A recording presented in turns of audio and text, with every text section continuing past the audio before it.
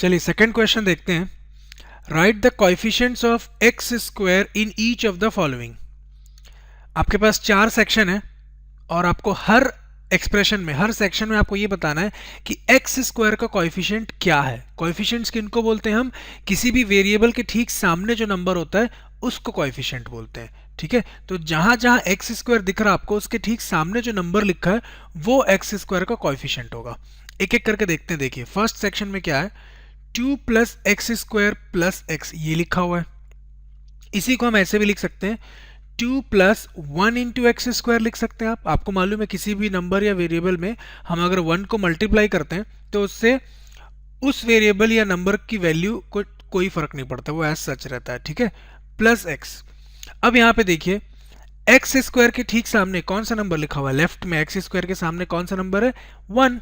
तो इसलिए यहाँ पे कोएफिशिएंट ऑफ एक्स स्क्वायर जो होगा वो होगा आपके पास 1।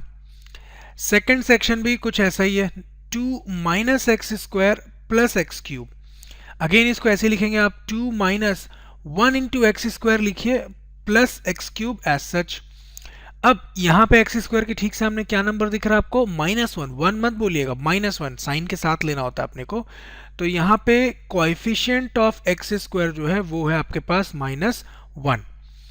थर्ड सेक्शन क्या है देखते हैं, π/2 एक्स स्क्वायर प्लस एक्स।